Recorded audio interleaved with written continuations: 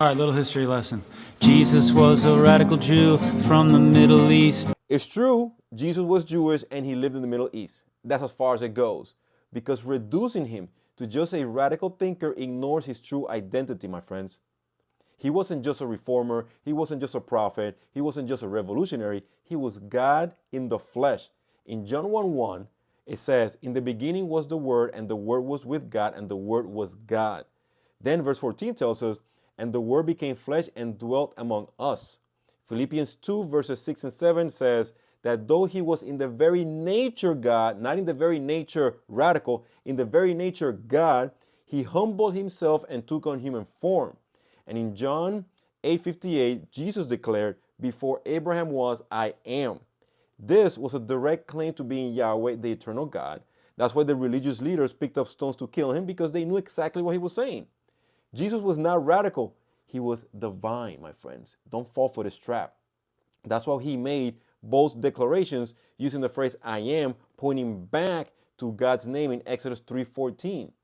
He said, "I am the bread of life" in John 6:35, because he alone sustains us.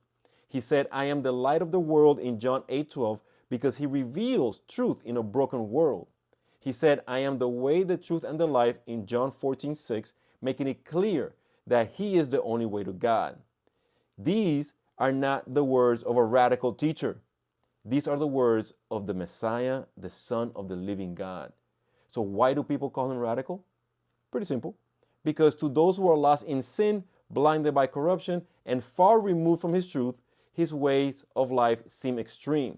And that's the entire world, a broken world. But that's not because Jesus is radical, it's because the world is broken.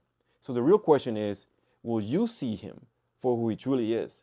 And then again, I'm sharing all this not because this person making this video is meaning harm, because I want to make sure that my brothers and sisters do not attempt to box the creator of the universe, the savior of the world, into an ideology box of conservative values or liberal values. He doesn't fit there.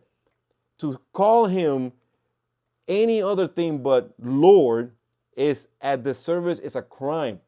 It's as ridiculous as saying Mount Everest is a stone. No, that's crazy. So my friends, don't fall for that trap. And again, this gentleman, I'm sure you meant well, but I'll make sure that my brothers and sisters understand who Jesus Christ truly is. He's not a radical. He is the Lord, the Savior, the King of Kings. That's who he is. God bless you. Peace.